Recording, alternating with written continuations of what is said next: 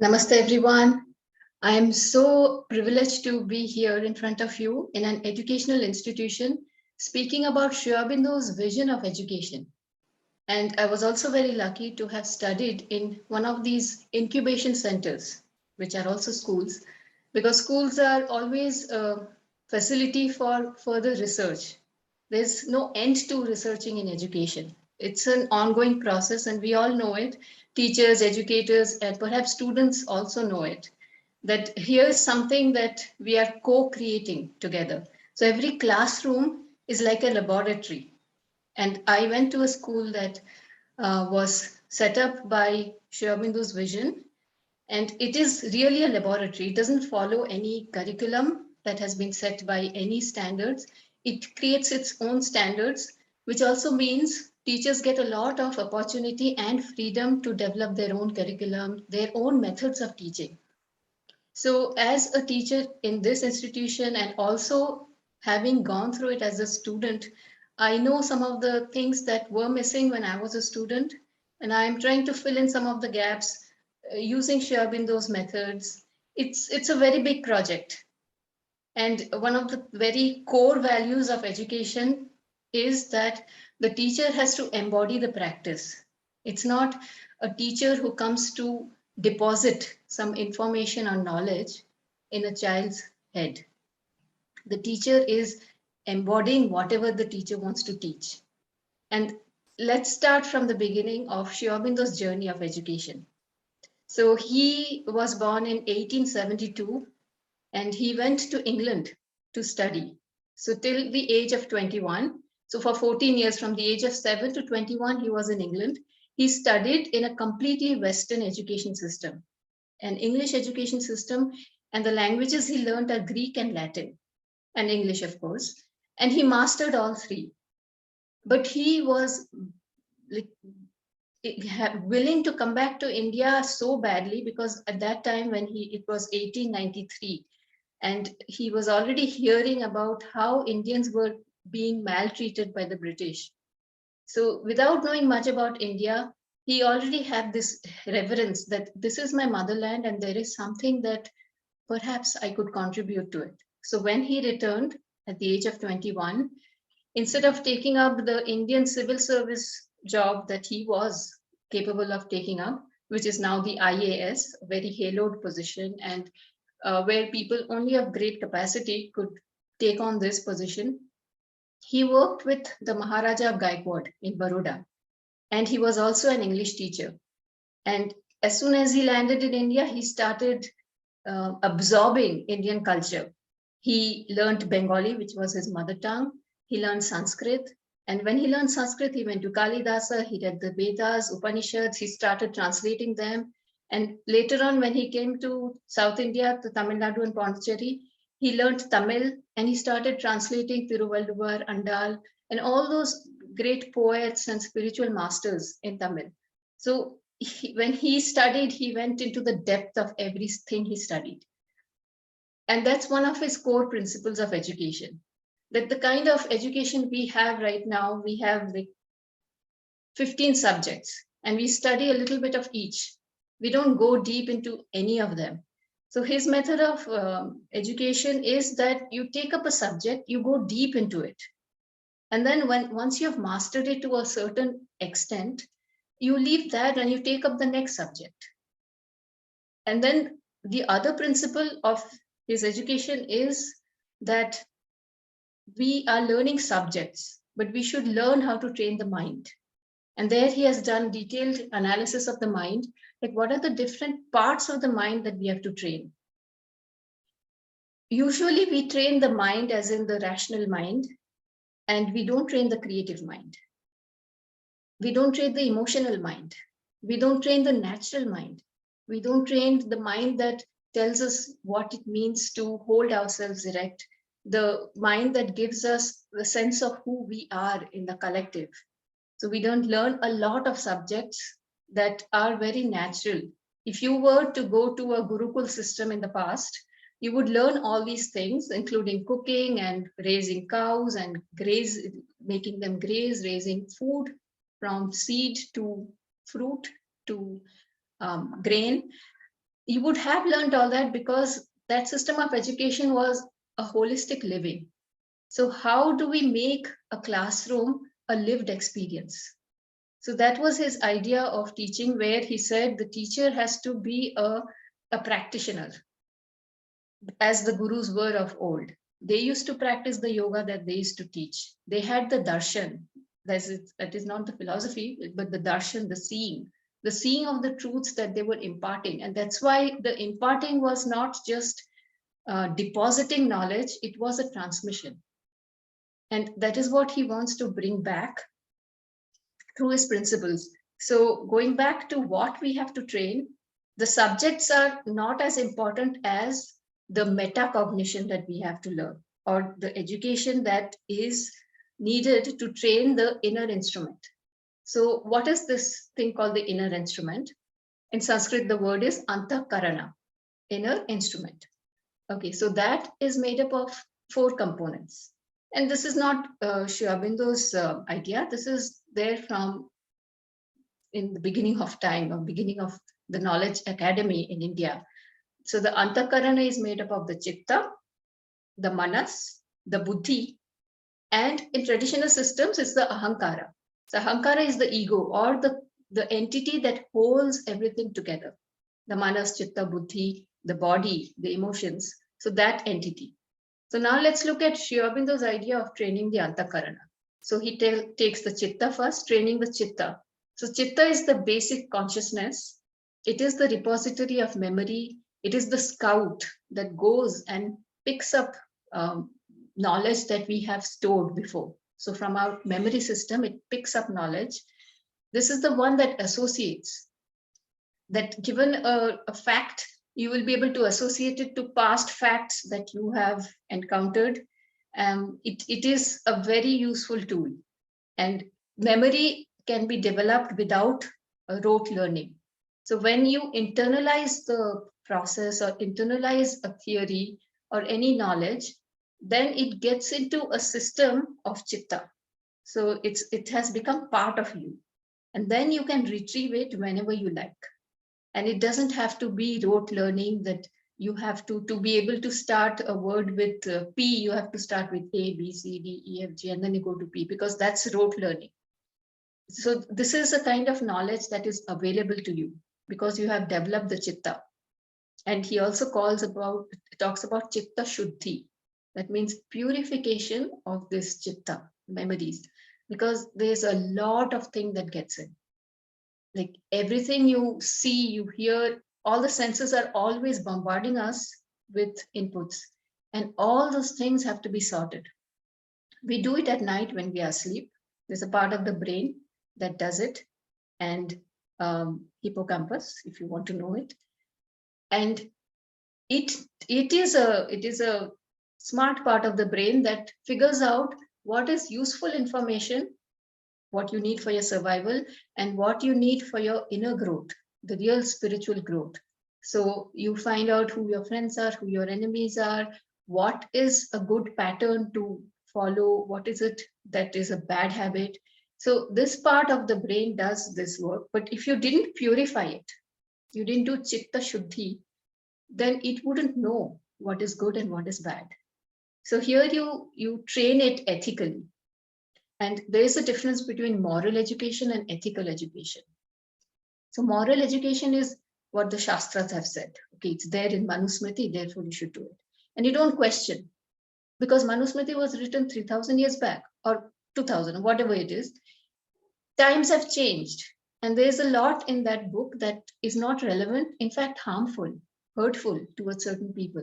So everything that is in the Shastras have to be rewritten by people of contemporary age. So that kind of education that you get from the Shastras is moral education. But ethical is when you have a sense of good and bad. So your inner compass is calibrated against an absolute truth. And that kind of sense you get when you read wisdom literature. And most often wisdom literature doesn't die. It's perennial literature, like the Gita. There's so much in it. It takes a whole lifetime to unpack all the wisdom that is in it. And Gita is just one of the texts that are available in India. There's the Upanishads, the Vedas, the Brahma Sutras. There are writings of Shankaracharya, Jayadev, and it's a whole lot of spiritual texts that we have. So for Chitta Shuddhi, you would need to read these texts. So as an aside, since we are touching on the spiritual texts, and I mentioned all the so-called Sanskrit texts, there are texts written in Urdu, there are texts written in vernacular languages, there are Sufi texts in local languages. So these are also relevant. In fact, there's one of the concepts of Sri Aurobindo was start with what is available in your neighborhood. So you go from near to the far, because that is your lived experience. You have heard songs, native songs in your native language, and that makes sense to you, that has energy for you, that has emotional value for you. So start with that. You don't have to read the Vedas, which has classical Sanskrit and it's really far off. And if you can't get there, you feel incompetent to have some sort of spiritual education around you. That's not true. Start with what is really near you, in your language, in your local poets, local seers. And very happily, the National Education Policy 2020 has also recognized a lot of these principles that we are talking about. So just to keep it in the background of your mind, I'm not going to speak about NEP 2020, but some of these things that we're talking about, Sri Aurobindo's vision and what we should do right now in the educational academy, is that NEP has realized that the vernacular education is very important. So for around 150 years, ever since 1935, Macaulay came and decided, okay, India needs this kind of education, this British education. Ever since that time, we completely removed vernacular education, we removed Sanskrit, we removed academic methods of knowing. There are different methods of knowing, and we removed it and we replaced it with the Western scientific method of knowing, which is absolutely not the only way of knowing. It's using the rational process, which has its limitations. So NEP has realized some of these, and they said we should bring back the vernacular texts, and we should spend time, money to even discover them. Where have they gone? There was no money for vernacular education for 150 years. So the people who really couldn't express themselves, but in their native tongue, were suppressed. So all that suppression is going to come out in a very beautiful way if it is channelized. And maybe some of these people were writing, we have to just go discover them and bring them back into the mainstream, into our education.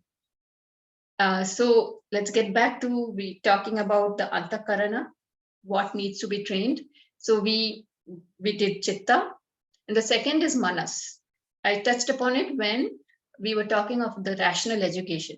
So Manas is the sixth sense, the sense that collates the data from the five senses and makes meaning of it.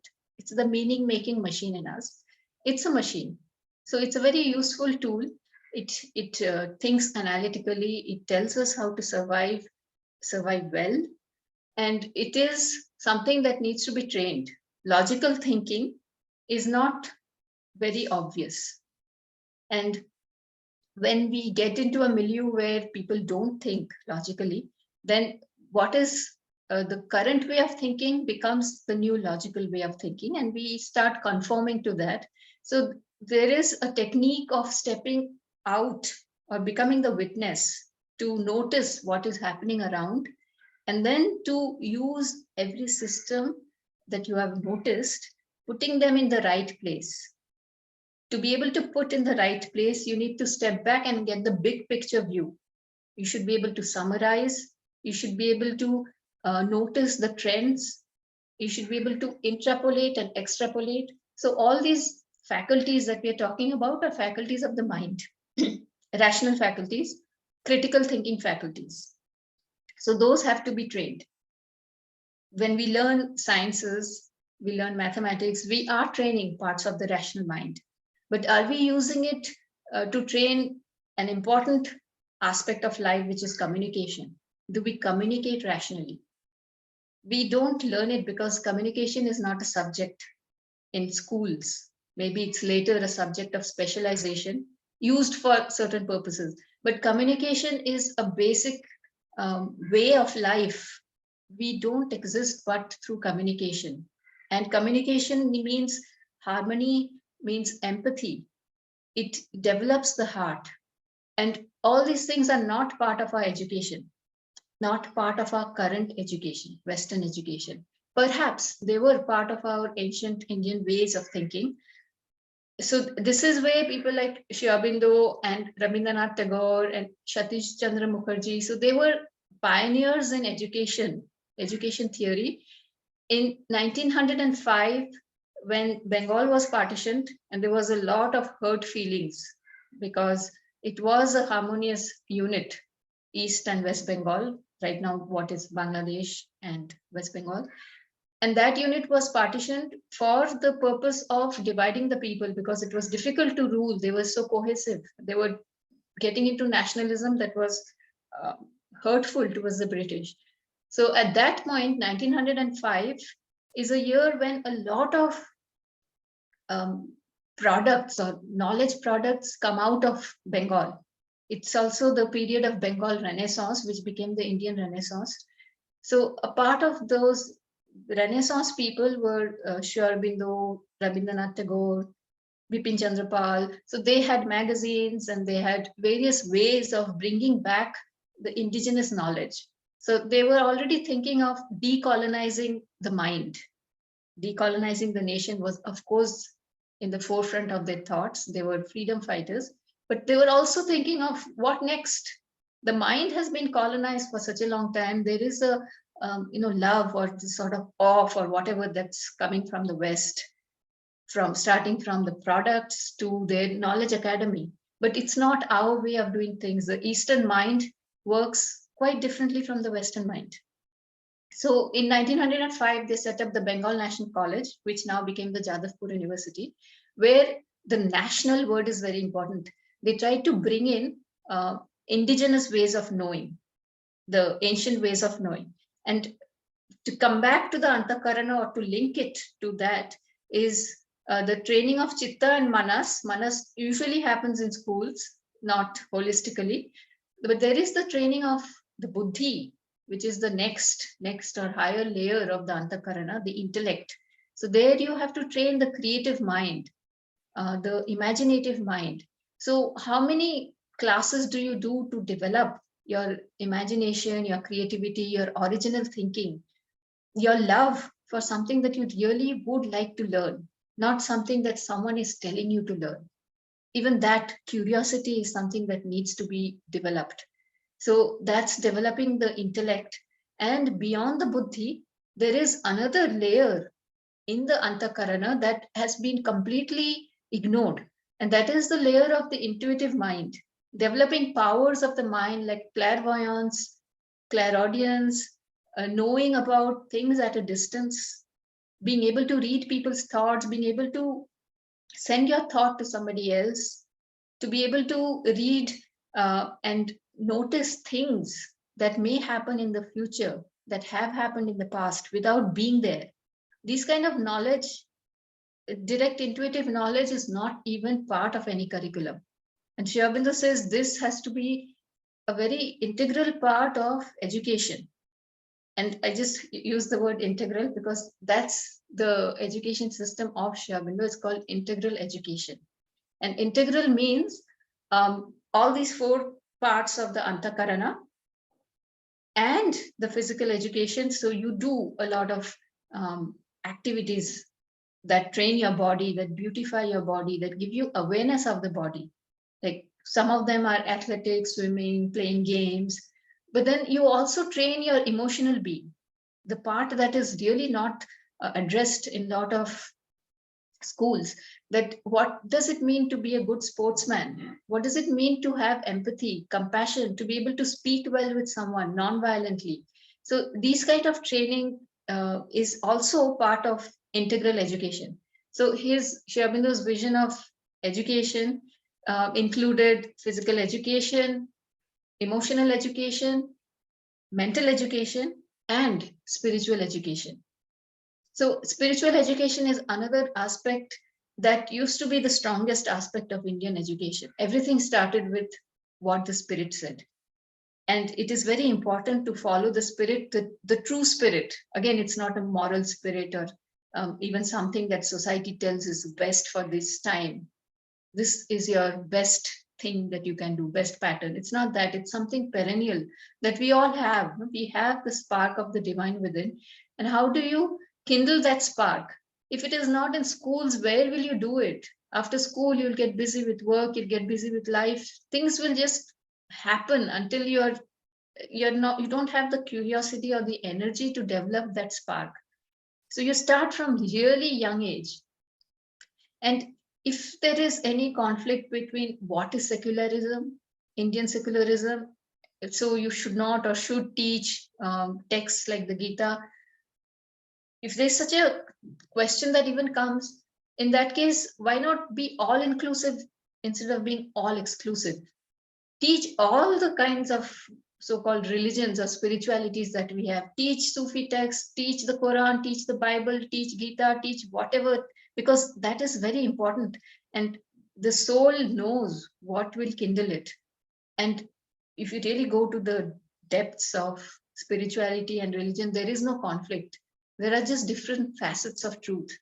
And unless you really have this sort of deep education, then how will you see facets of truth, your own truth? You see other people's truth, and then you find out your own truth, and you cook a new kind of truth.